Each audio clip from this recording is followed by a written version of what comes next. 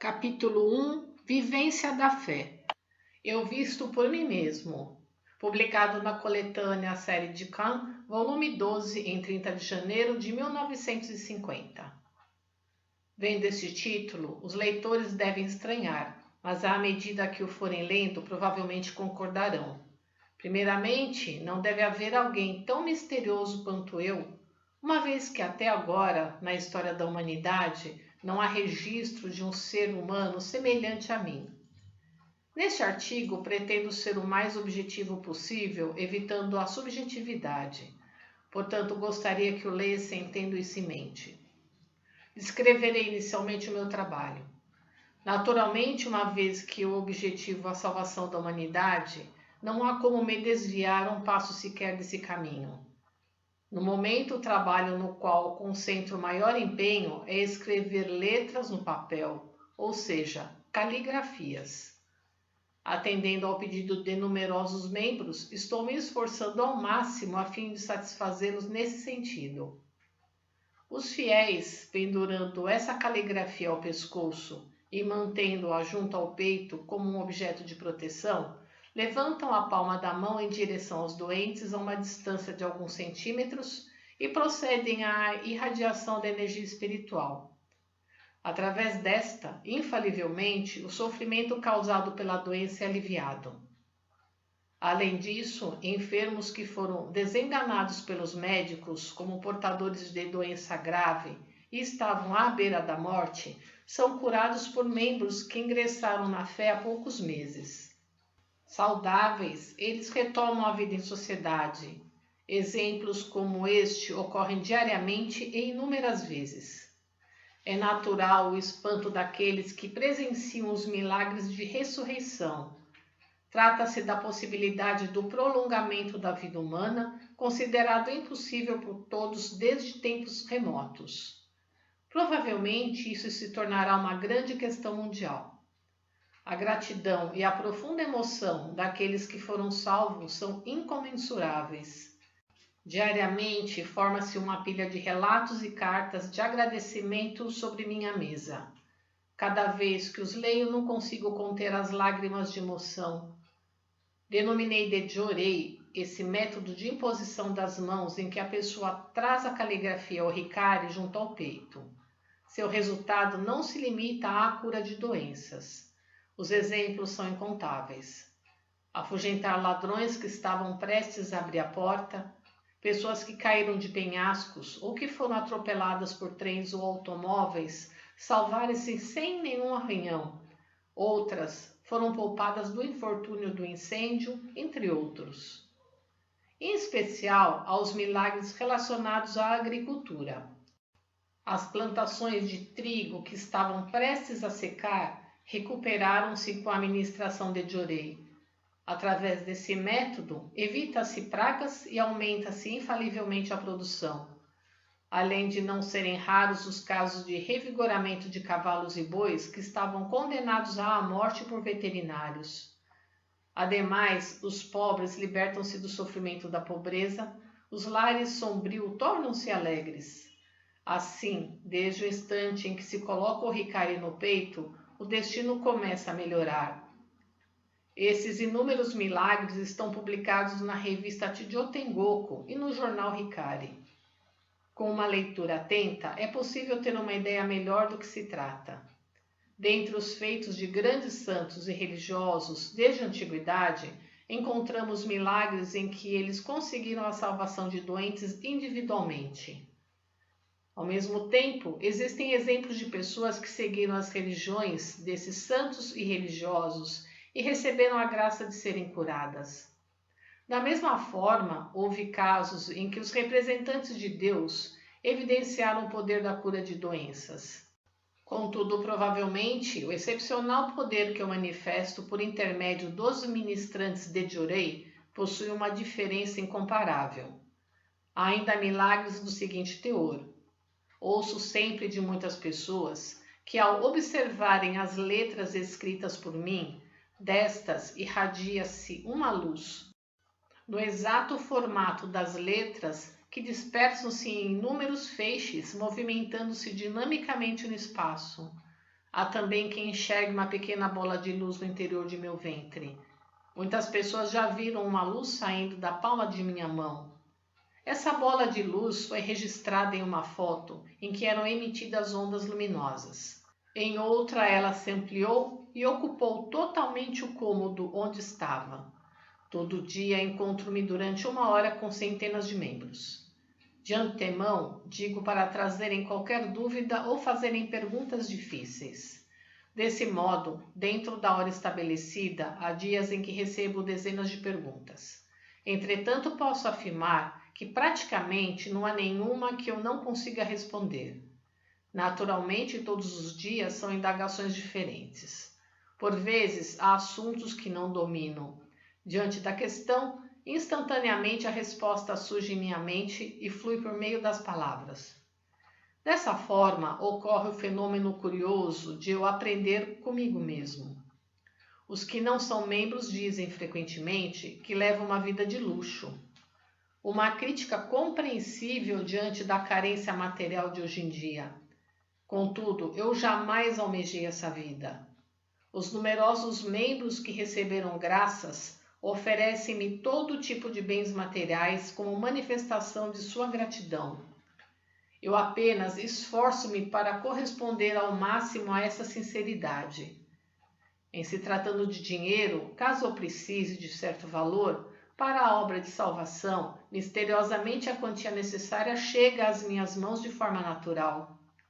O desenvolvimento da igreja está ocorrendo dia a dia, mês a mês, conforme os senhores membros podem comprovar. Por esse motivo, nada se sucede de acordo com minha vontade, mas sim conforme a vontade de Deus. Sou utilizado livremente. Em suma, acredito que não passo de uma marionete manipulada por Deus. Portanto, fico a me observar com profundo interesse, pensando no que Deus me fará executar em seguida. É um fato realmente misterioso. Além disso, há diversas obras que estou empreendendo e também os hobbies relacionados a elas. Deve ser raro uma pessoa com tantas habilidades como eu. Vou escrever a esse respeito. É dispensável dizer que sou um religioso. Contudo, não sou considerado como tal. Então, o que sou? Soa um pouco estranho, mas seria bastante adequado se me considerasse um empreendedor da salvação. Ouço constantemente que meus discípulos salvam diariamente muitas pessoas e por manifestarem milagres são respeitados como deuses vivos. Nessas ocasiões acho graça e digo, se é desse jeito, significa que sou uma espécie de criador de deuses vivos. Eu pinto quadros, faço caligrafias, componho poemas, escrevo livros, romances, letras para músicas, artigos para revistas e jornais e sou inclusive redator. Com o objetivo de construir pequenos protótipos do paraíso terrestre, ainda elaboro o projeto e supervisiono a construção de edificações e jardins, cultivo de flores, a decoração de interiores, a agricultura e assim por diante. Quem já viu o Jardim Sagrado de Gora, em Hakone, e o que está atualmente em construção em Atami há de concordar. A seguir, falarei a respeito dos meus interesses e gostos. Aprecio as obras de artistas expoentes desde os meus 14 ou 15 anos, não importando se são antigas ou contemporâneas. Gosto tanto de música japonesa quanto da ocidental. Em casa sou eu quem mais ouve rádio. Tenho principal interesse em política, economia, educação, filosofia, literatura, problemas sociais.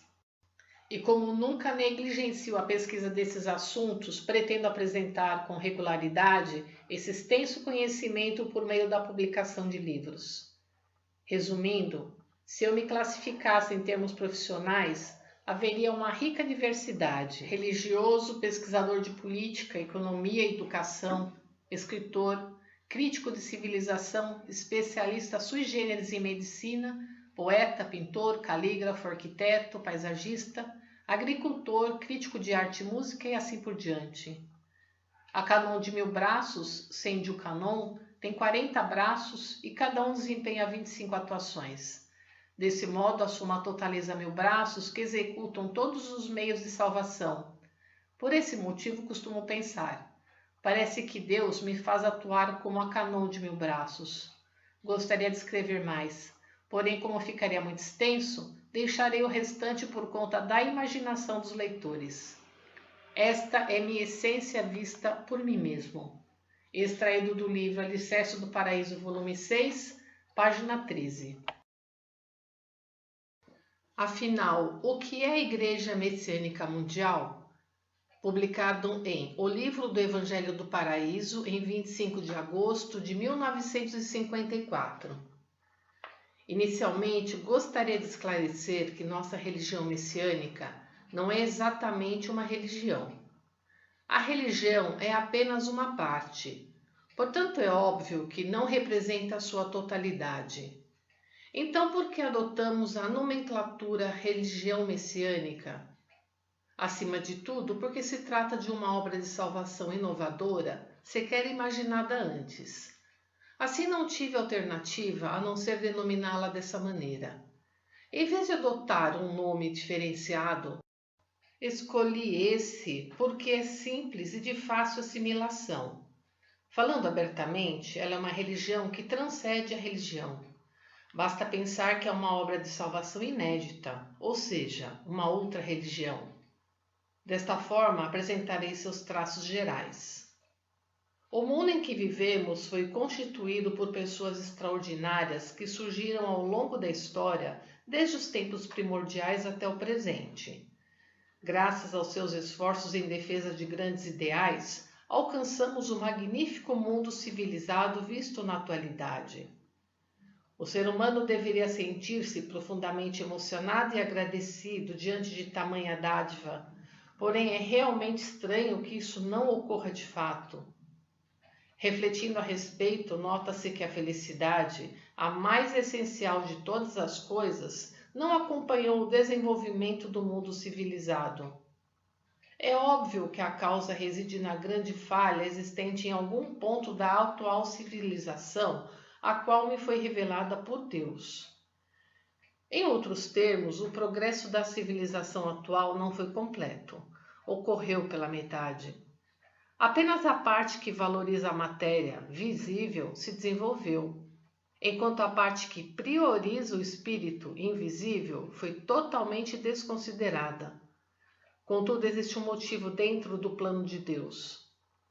Por um período, foi necessário interromper o avanço da cultura espiritualista com a finalidade de promover o progresso da cultura materialista.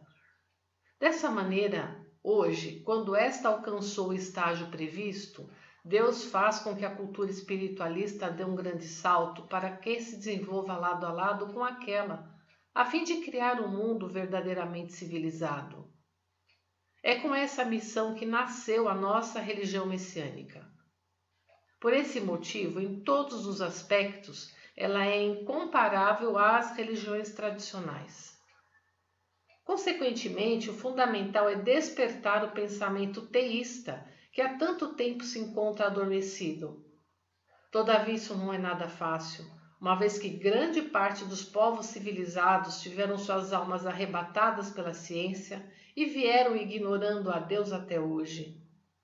Somente uma extraordinária força sobre-humana poderá tocar e mover essas almas, fazendo-as reconhecer a existência de Deus. Para tanto, não existe outro meio a não ser o milagre, e por esse motivo, eles são tão numerosos em nossa religião. Essa força é a força absoluta transmitida pelo Supremo Deus. Portanto, é natural que os ateístas se convertam ao teísmo, dando início à era do florescimento da cultura espiritualista. Como consequência, o desequilíbrio da cultura será corrigido e o verdadeiro mundo civilizado se concretizará. Juntamente a isso, os 3 grandes males que assolam a humanidade, a doença, a pobreza e o conflito, serão erradicados. É desnecessário repetir que eu fui escolhido para tal missão. Desde a antiguidade, essa é uma profecia feita por muitos santos e sábios, mas somente agora chegou o momento de se concretizar. O surgimento do reino dos céus profetizado por Jesus Cristo, o mundo de Miroco, anunciado por Buda Sakyamuni, o pedestal do néctar, idealizado pela igreja Tenrikyo, o mundo do pinheiro, pregado pela fundadora da Oomoto, o mundo de serenidade e paz, proclamado por Nichiren, a vida do Messias do judaísmo, são profecias que se referem a isso. Gostaria de chamar a atenção para um fato.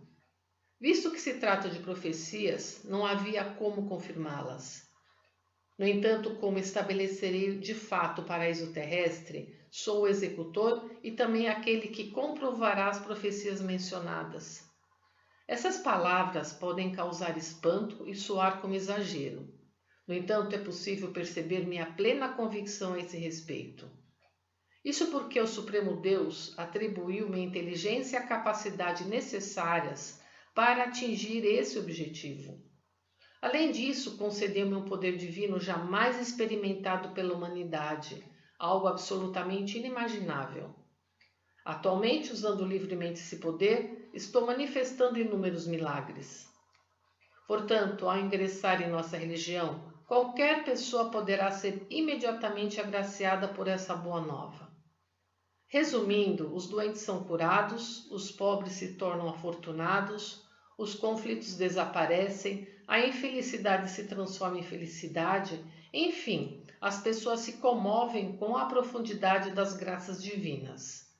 Ademais, como a sociedade, o país e o mundo são grupos de indivíduos, conforme nossa religião for se expandindo, será concretizado o paraíso terrestre, o mundo de paz e felicidade. Dessa forma, o objetivo de Deus será alcançado. Uma vez que esse limite é o momento atual, é muito gratificante ter esse conhecimento e alcançar a felicidade. Portanto, o presente livro é um manual elaborado por meio da inteligência divina que explica a essência de todos os fenômenos, a começar pela religião. Consiste em uma compilação realizada pelos meus discípulos sobre minha orientação a partir dos inúmeros textos até agora. Realmente significa um esclarecimento da verdade sem precedentes, em que não há o mínimo de erro sequer. Ao mesmo tempo, visto que retirei novos textos continuamente, planejo publicá-los à medida que for se acumulando. Em suma, trata-se de fato da Bíblia da religião messiânica, cujo conteúdo será transmitido às próximas gerações como um manual do mundo vindouro. Extraído do livro Alicerce do Paraíso, volume 6, página 18. Religião e Fé, publicado em A Medicina do Futuro, volume 2, em 5 de outubro de 1943. Há pessoas que encaram nosso método terapêutico, o Jorei, como algo relativo à religião ou à fé. A este respeito, gostaria de esclarecer que ele não é nenhuma coisa nem outra. Em primeiro lugar, os ideogramas da palavra religião dizem respeito a determinados grupos religiosos que estabelecem e pregam doutrinas conforme as quais deve se comportar. Devem ainda venerar santos, divindades ou budas, além de reverenciar imagens como as de Cristo ou dos fundadores de suas respectivas religiões. Evidentemente, há diferenças de acordo com a religião, mas de grosso modo esse é o seu significado. Já os ideogramas da palavra Shinko, que significa fé, indicam confiança e credibilidade que se intensificam aos poucos e atingem um ponto máximo. A essa altura surge o sentimento de veneração, que mais tarde chega a integrar a noção da fé propriamente dita. Nessa perspectiva, a fé não se limita às divindades. Ela a tudo perpassa. Por exemplo, reverenciar o sol no alvorecer significa uma forma de fé. O mesmo ocorre com o código de ética dos samurais e com a ciência. Como já mencionei, mesmo a medicina ocidental é de fato uma espécie de fé. Pode-se dizer que a fé na medicina é especialmente incomparável, o que se evidencia pelo fato de as pessoas entregarem a ela suas preciosas vidas com tranquilidade, independentemente das possíveis consequências. Nosso método terapêutico, no entanto, é diferente das religiões e dos conceitos de fé. Evidentemente, ele não contém componentes religiosos. Já em termos de fé, não se pode dizer que não apresenta nenhum traço. Creio que a cura de pessoas desenganadas pela medicina ou desesperadas em razão de graves doenças gera felicidade graças à recuperação da vida. Assim sendo, a consequência óbvia é uma forte emoção que conduz à fé. Nesse caso, como se trata de uma constatação natural do que se alcançou, de maneira alguma constitui superstição. Há um ponto em que eu gostaria de esclarecer aos médicos. Quando algum tratamento que não é o da medicina é bem sucedido, eles dizem que houve cura porque o doente tinha fé. No entanto, há um motivo para esse ponto de vista. A interpretação que surgiu das várias experiências da medicina. Exemplificando, pode-se dizer que os medicamentos indicados por médicos da confiança do paciente surgem grande efeito. Embora os medicamentos sejam os mesmos, os que são prescritos por médicos famosos apresentam eficácia superior aos receitados por médicos não renomados. Há muitos exemplos desse tipo, e os próprios médicos costumam citá-los. Isso comprova que a cura não resulta da eficácia do medicamento em si, mas sim da confiança no médico. Portanto, é natural o predomínio da visão concebida de que a cura ocorre porque os médicos acreditam no medicamento. Por outro lado, como já disse várias vezes, nosso método terapêutico atua igualmente tanto naqueles que acreditam quanto nos que possuem qualquer tipo de dúvida. Uma prova disso são os excelentes resultados observados especialmente em crianças pequenas. Por exemplo, no caso da desinteria, doença mais temida pelos médicos, a taxa de recuperação por meio do diorei supera em 90% dos casos, enquanto que, por meio da medicina, talvez seja inferior a 10%. Exatamente como sempre digo, em caso de guerra, queremos a vitória. No caso da doença, queremos a cura. Extraído do livro Alicerce do Paraíso, volume 6, página 21. Algo superior à religião, publicado no jornal Eco número 194, em 4 de fevereiro de 1953. Sempre digo que nossa fé messiânica não é uma religião, é superior a ela. Os ideogramas da palavra Shukyo significam o ensinamento do fundador de uma religião. Por conseguinte, sem exceção, os sermões prevalecem nas religiões. Há exemplos dos sutras budistas e da Bíblia que vieram salvando as pessoas até então, ensinam-se princípios por meio da palavra oral e escrita. Portanto, na verdade, a religião tinha somente a função de ensinar e repreender. Isso era o bastante.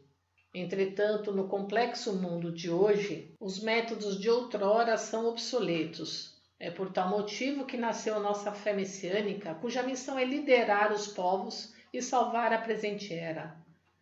Nossa tarefa maior é a cura das doenças. Até hoje não surgiu nenhuma religião que manifestasse um poder de cura como a nossa. Além disso, não há exemplos de religiões que constroem museus de artes e promovem melhorias nos métodos agrícolas. Abrangemos ainda áreas importantes para o ser humano, como a literatura, a arte, a política, a economia, a filosofia, a ciência e outras, cujos fundamentos temos ensinado, indicado e colocado em prática. Nesse sentido, desejo chamar a atenção para o fato de que os sermões são apenas uma parte da nossa religião. E mais, a maioria de nossas explicações é inédita. Dessa forma, em breves palavras, digo-lhes que a obra divina que executamos constitui um empreendimento de alto nível. O inconveniente é que o homem moderno não tem a mínima noção do que é uma cultura superior. Por esse motivo, ele tem dificuldade em entender o que propomos. Vejamos. O que mais lhe custa compreender é que doenças graves são curadas apenas com a imposição das mãos. Mesmo sem a aplicação de adubos, produtos agrícolas de excelente qualidade são colhidos em volumes superiores. Da mesma maneira que em pouco tempo reunimos maravilhosas obras artísticas e construímos um Museu de Belas Artes. Embora sendo japonês, escrevi um livro com o inusitado título de Salvar os Estados Unidos. Até mesmo o Templo Messiânico em Atami, que ficará pronto em breve, é uma edificação com uma nova arquitetura religiosa, inédito no mundo. Creio que, quando ficar concluída, provavelmente deixará os arquitetos boquiabertos. Como já era do conhecimento de todos, tenho edificado construções em Hakone e Atami, que são locais com as mais pitorescas paisagens do Japão. Agora estou planejando construir o paraíso terrestre em uma área de 6,6 hectares na região de Sagano, na cidade de Kyoto, a partir da belíssima paisagem do lago Hirosawa. A maneira como o maravilhoso plano de Deus se desenvolverá em termos mundiais é inimaginável. Portanto, desejo que se preparem para não ficarem assustados.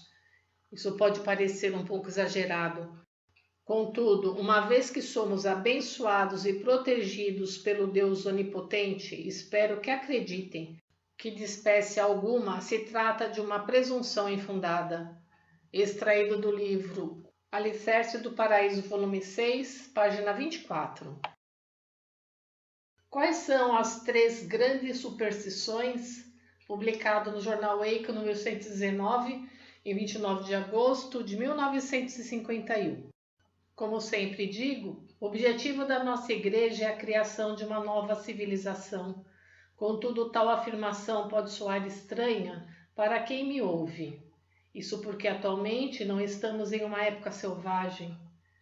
E, a essa altura, falar sobre a criação de uma nova civilização talvez pareça um despropósito. Definitivamente, este não é o caso, pois lendo o presente texto, onde concordar comigo. Do nosso ponto de vista, o atual mundo civilizado realmente progrediu, porém apenas na forma. Quanto ao conteúdo, de jeito nenhum, pode-se dizer que esse mundo constitua uma verdadeira civilização. O motivo é que quase tudo está repleto de equívocos, ou seja, de superstições. A seguir discorrerei a respeito das 3 maiores. Primeira, superstição dos medicamentos. Já expliquei esse assunto de forma exaustiva. Portanto, talvez seja desnecessário escrever novamente, mas vou fazê-lo porque desejo que mais pessoas tomem conhecimento. Hoje em dia, em caso de doença, primeiramente, qualquer pessoa se apoia nos medicamentos. Não se assustem, mas os remédios constituem a chave para o enfraquecimento da saúde humana. Eles criam a doença e colocam a vida em perigo, não existindo algo tão temível no mundo quanto eles. Porque o fato dessa gravidade não foi percebido até hoje? É uma dúvida que deveria surgir, mas não é o caso em razão de as pessoas estarem completamente imersas na superstição dos medicamentos. Assim sendo, para salvar a humanidade, não existe outro método a não se romper e eliminar tal superstição, a fim de que as pessoas despertem. Segunda, superstição dos adubos. Nossos membros já estão bastante cientes desse ponto. Por conseguinte, seria desnecessário continuar escrevendo a respeito. No entanto, vou fazê-lo para que as pessoas tenham ciência disso. Desde o início, Deus concedeu uma extraordinária capacidade ao solo, onde os alimentos são produzidos para o ser humano. Ou seja, o próprio solo é um composto de adubos, um bem precioso. Entretanto, a partir de certa época, houve vários equívocos. O solo e seu adubo natural foram aniquilados. Esforços foram empregados em elementos poluentes que bloqueiam os nutrientes do próprio solo. Os agricultores foram extorquidos em suas finanças e, para piorar, passou-se a aplicar adubos que favorecem a diminuição da produção. Em suma, todos foram afetados por uma superstição realmente assustadora. Acima de tudo, venho alertando há tempos que a atual escassez de 3 milhões de toneladas na produção anual de arroz no Japão e dos danos causados pelas pragas ano após ano, sem dúvida, se devem inteiramente aos adubos. Terceira, superstição das leis. Essa superstição tem uma pequena diferença em relação às duas anteriores. Seria desnecessário dizer que o propósito das leis é a prevenção dos crimes e que os métodos empregados para tal são apenas o controle e a punição. Todavia, todos sabem que somente dessa maneira não será possível alcançar o objetivo esperado. Afinal, a realidade do mundo de hoje expressa muito bem isso, embora ninguém sequer perceba um ponto importante e básico. E por que não é percebido? Sem dúvida, porque se ficou aprisionado a uma espécie de superstição. Obviamente, a referida superstição diz respeito ao engano de se envidar esforços apenas visando aos simples resultados aparentes, ignorando a alma do ser humano, na qual reside a causa dos crimes. Em vista disso, é evidente que não existe outro método para acabar verdadeiramente com os crimes, a não ser a evolução e o aprimoramento da alma humana. Uma vez cientes de que tal método é a própria força da religião, os especialistas no assunto deverão basear-se nele e propor diretrizes para a eliminação dos crimes. Se houver uma verdadeira compreensão desse significado, primeiramente, as pessoas deverão buscar entrar em contato com a fé. Se bem que não se pode esperar muito das religiões até agora. Aliás, isso também se evidencia pelo fato de a educação e a moral terem sido mais valorizadas do que a religião. Diante de todas essas circunstâncias, não havia alternativa a não ser adotar unicamente o princípio das punições legais. Em resumo, somente com o aparecimento de uma religião cuja força seja de fato superior à união das religiões tradicionais, da moral, da educação, entre outros, é que surgirá a sociedade ideal, livre de crimes. Caso essa religião seja a nossa Igreja Messiânica Mundial, será necessário pesquisá-la o quanto antes. Dessa maneira, certamente todos verão que não há erro em minhas palavras. Extraído do livro Alicerce do Paraíso, volume 6, página 26. A finalização do quadro intitulado O Mundo, publicado no jornal Eiko, número 75, em 25 de outubro de 1950. A maioria dos artigos que escrevo é inédita e incomum em relação aos meus antecessores. Por esse motivo, gostaria que lessem meus escritos cientes disso. Cada uma das religiões existentes possui originariamente suas peculiaridades, jamais são iguais entre si. Essa realidade depende da profunda obra de Deus. Parece-me que até hoje ninguém apresentou esclarecimentos nesse sentido. Acredito que o ser humano teria se sentido pleno e não estaria perdido se tivesse existido apenas uma única e esplêndida religião até o presente. Consequentemente, ele se contentaria em viver de forma pacífica e harmoniosa, sem contestações doutrinárias, livre de polêmicas, de tipologias e cisões entre as religiões. Não teria surgido também as tão caóticas condições sociais observadas atualmente. Isso seria ideal. Entretanto, a realidade é oposta e nisso reside um importante significado. Vou esclarecer a vontade divina a esse respeito. Existe entre nós a palavra Kei-Kaku, isso é, plano-projeto. O segundo ideograma, Kaku, significa quadro, desenho e possui um sentido profundo. Traçando um paralelo com a pintura, as religiões existentes representariam as tintas de várias cores necessárias para executar a pintura de uma obra-prima de abrangência mundial. Assim sendo, finalmente chegará o tempo em que a tela do quadro multicolorido será preparada e a composição ideal se delineará. A essa altura, um grande e habilidoso mestre deverá dar as últimas pinceladas. Evidentemente, o título desta obra é Paraíso Terrestre, e seu autor, o grandioso Deus da salvação do mundo. Portanto, não será fácil compreender nem mesmo uma pequena parcela deste admirável plano se observarmos as coisas com a visão de até então. O conteúdo exposto até aqui refere-se à religião. No entanto, todas as outras ideologias e culturas estão presentes a acertar os passos e avançar cada qual com sua missão de concluir o paraíso terrestre. Quando reflito sobre isso, realmente não consigo deixar de sentir imensa emoção.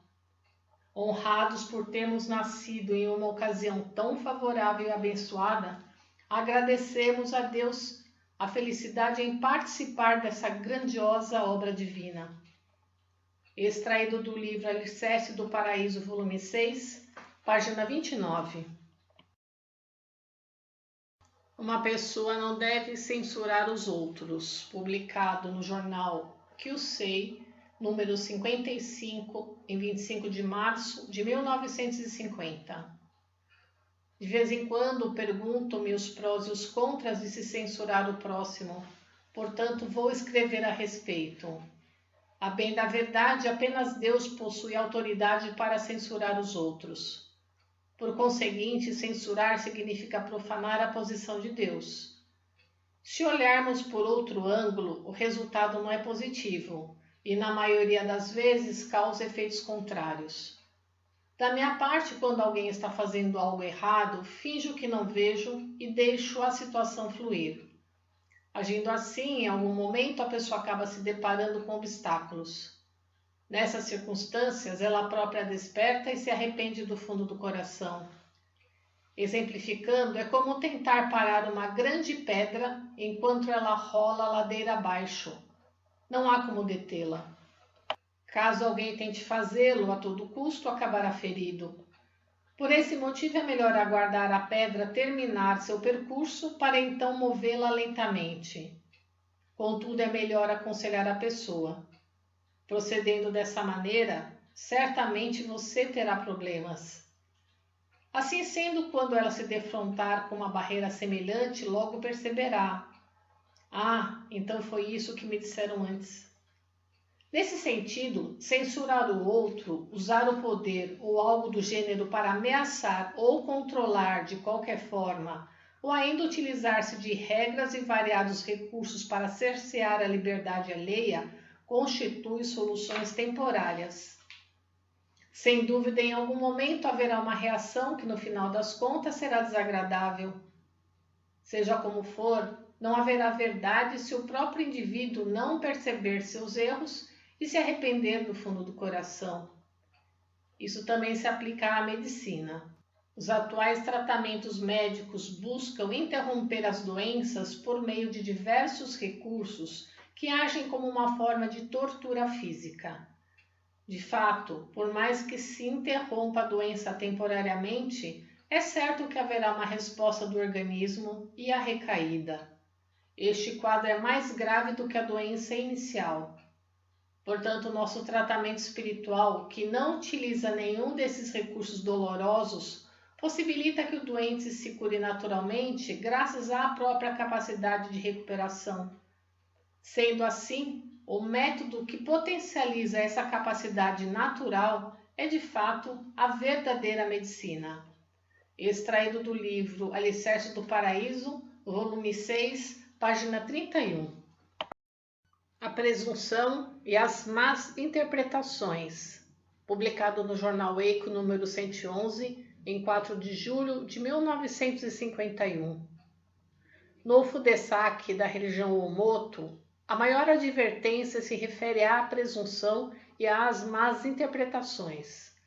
Esta é uma verdade absoluta.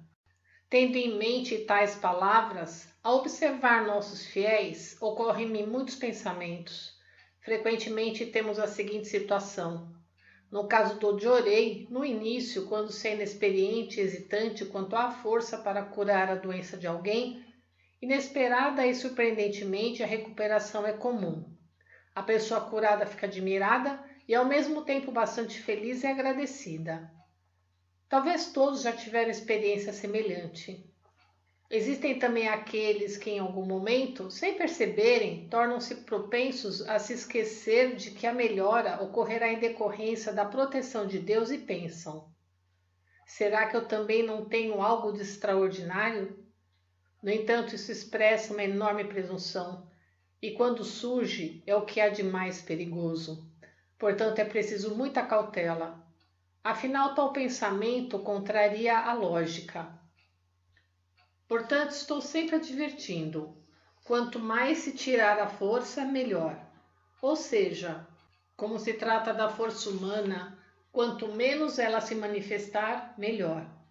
Seguindo o raciocínio, quando se fica presunçoso, de certa forma, deseja-se acrescentar a força humana e aqui, sobretudo, a atuação do Dioré enfraquece.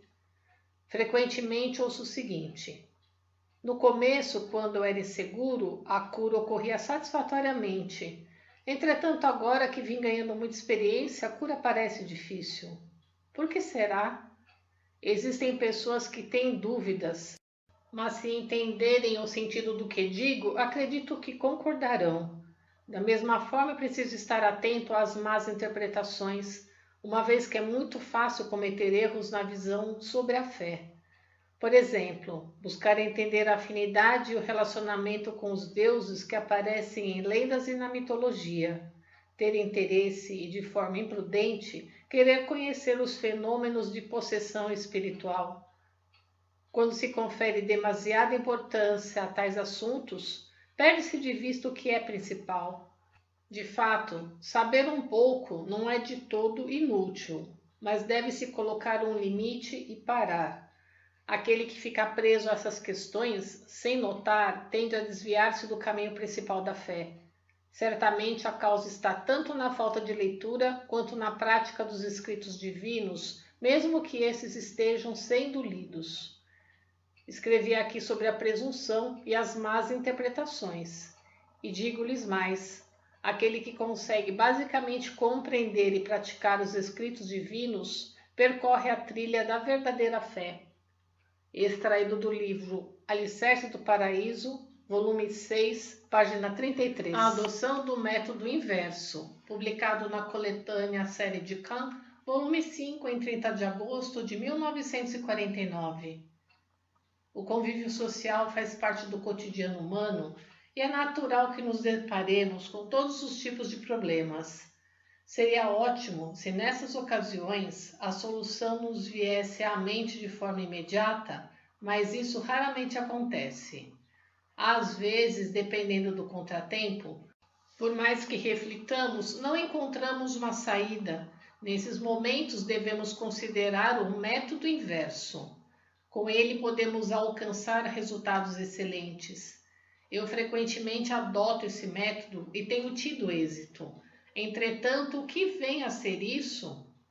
Darei alguns exemplos. Certo dia, uma jovem de uma família de prestígio veio pedir-me um conselho e relatou o seguinte: meu pai se envolveu em um relacionamento impróprio com uma viúva às escondidas de minha mãe. Obviamente nem ela nem ninguém sabem disso. Sou a única que estou a par e por esse motivo não consigo esquecer e deixar isso de lado. Quero contar tudo quanto antes à minha mãe e ao meu irmão e resolver logo.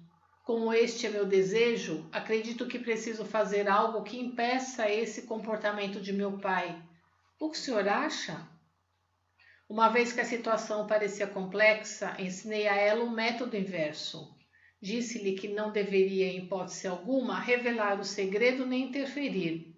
Muito pelo contrário, teria que fingir ignorar as circunstâncias e assim ir ganhando a confiança do pai. Nesse meio tempo, poderia pensar sobre o próximo passo a ser tomado. Além do mais, principalmente nos relacionamentos amorosos, quanto maior a oposição, maior a paixão. Disse também à jovem que em casos dessa natureza, quando o segredo é descoberto, podem ocorrer situações de desespero acarretando todo tipo de tragédia. A jovem então seguiu meu conselho. Posteriormente, ela veio agradecer e contou que o revés se resolvera muito mais rápido do que o esperado. Há um conhecido episódio a respeito do método inverso que envolve o ilustre pintor Maruyama Okyo, um dos percussores da escola Maruyama Shijo. Certo dia, Okyo foi ao restaurante de um conhecido em Kyoto. Lá sentiu que a atmosfera do estabelecimento era diferente da habitual e o dono tinha um ar muito preocupado. Ao perguntar o que havia, o proprietário respondeu que ultimamente o movimento estava cada vez mais fraco e por isso estava considerando fechar o estabelecimento. Okyo então disse: Entendi, tive uma ideia e foi embora. Logo depois ele retornou com uma magnífica pintura do fantasma de uma mulher que mandou emoldurar e pendurar imediatamente no tokonoma. O dono do restaurante ficou surpreso. Achei que, diante da atual condição, pensando realmente na recuperação do negócio, o senhor pintaria algo mais alegre e festivo. Isso é horrível demais. Ouvindo isso, Okyo retrucou: Não diga nada, espere e veja a repercussão. Dito e feito, a pintura ficou famosa em Kyoto e, graças a ela, o restaurante prosperou ainda mais do que antes. Creio que ele decidiu adotar o método inverso, pois conhecia o princípio de que quando algo chega a determinado extremo, transforma-se no oposto. Em todos os aspectos, quando o positivo atinge o clímax, transforma-se em negativo e vice-versa. Ao observar as diversas questões do mundo, vemos que, na maioria dos casos, as adversidades só são resolvidas após chegarem a um ponto insustentável. Frequentemente tentamos interferir em algo que já está a meio caminho, tentando fazer com que volte ao estado original. Muitas vezes, essa atitude acaba atrasando a solução do problema. Extraído do livro Alicerce do Paraíso, volume 6, página 35. Notas: Maruyama Okyo, 1733-1795, renomado pintor japonês do período Edo, fundador da escola Maruyama e considerado cofundador da escola Maruyama Shijo. Tokonoma, elemento arquitetônico tradicional nas casas japonesas. Consiste em um pequeno nicho onde se exibem pergaminhos ou arranjos florais de valor estético ou simbólico, que podem refletir a estação do ano ou uma ocasião importante para o anfitrião. Os cálculos e a eficiência, publicado no jornal Eiko, número 136, em 26 de dezembro de 1951. Ao observarmos os japoneses de hoje, identificamos o menosprezo pelos cálculos e a falta de interesse pela eficiência. Assim, desejo alertá-los sobre essa realidade. Naturalmente, como esses dois pontos têm profunda relação entre si, escreverei sobre ambos em um só artigo. Quando digo cálculos, não me refiro apenas às finanças, já que aqueles se aplicam bastante a outros aspectos da vida. E ainda um assunto surpreendentemente importante, sendo desnecessário lembrar todos os benefícios que chegaremos a obter se prestarmos atenção. Vale ressaltar, porém, que os japoneses são mais descuidados do que se imagina em relação aos cálculos. Sua noção de tempo é escassa. Eles não sabem planejar e podemos até dizer que a maioria age de maneira improvisada. Com isso, o desinteresse pelos cálculos resulta em grande desperdício, o que afeta a eficiência e leva a mais perdas do que se imagina. Isso acarreta insatisfação no trabalho, a impaciência predomina e esse desconforto influencia o rendimento. Assim, sem que percebamos, sofremos grandes perdas. Vejam os Estados Unidos. Talvez não exista nenhum outro povo que valorize tanto os cálculos quanto os americanos. Observem sua maneira de agir. Mesmo na guerra, a mecanização é utilizada ao máximo para evitar o sacrifício de vidas humanas. Na recente Guerra da Coreia, ao compararmos as baixas ocorridas dos dois lados, é surpreendente constatar que, enquanto do lado dos inimigos as baixas chegaram à casa dos milhões, as sofridas pelos aliados não chegaram nem aos 100 mil. Na Guerra do Pacífico, os japoneses se sacrificaram lançando seus aviões contra os navios inimigos, treinaram a atirar com lanças de bambu e adotaram outras táticas de guerra que mostram o imenso descaso pela vida humana. Enquanto isso, o que fizeram os Estados Unidos? Um grupo de engenheiros fez voar um avião que com uma única bomba destruiu uma cidade inteira. Ou seja, não dá para discutir.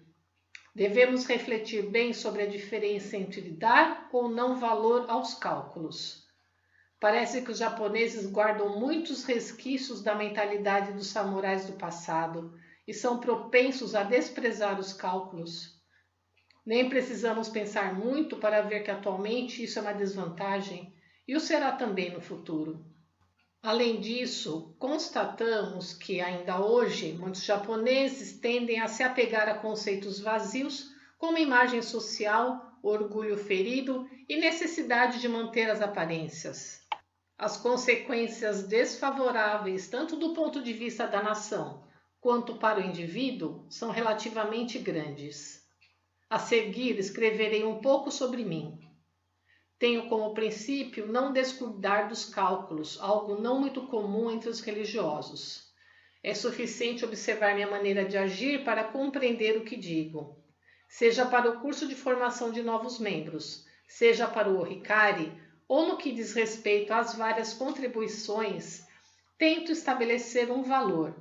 Dessa forma, isso facilita para quem faz o donativo e não existe o problema do ofereça quanto quiser, tão corriqueiro nas religiões. Vale a pena lembrar que a oferta é espontânea e tenho como princípio não forçar ninguém a fazê-lo. Talvez esta não seja uma prática muito vista entre as religiões existentes, mas nem é preciso dizer o quanto ela tem se tornado um poderoso fator de expansão da nossa igreja. Como afirmei, já que calcular todos os detalhes não é simples, procuro não deixar de analisar os lucros e as perdas com uma visão mais ampla.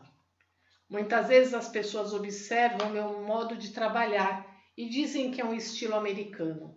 Eu concordo, já que valorizo imensamente os cálculos e a eficiência. Além disso, mesmo no cotidiano, procuro deixar a programação do dia mais ou menos elaborada. Quando há imprevisto ou algo do gênero, ajusto a tarefa seguinte para manter o ritmo e, na medida do possível, não me desviar do planejado. Assim, uma atividade que uma pessoa comum levaria um dia para realizar, eu consigo terminá-la em aproximadamente 1 hora. Uma vez que trabalho rapidamente, meus auxiliares sempre se mostram espantados e comentam entre si: Meishu-sama é especial, por isso não há como imitá-lo. Contudo, esse pensamento está totalmente errado.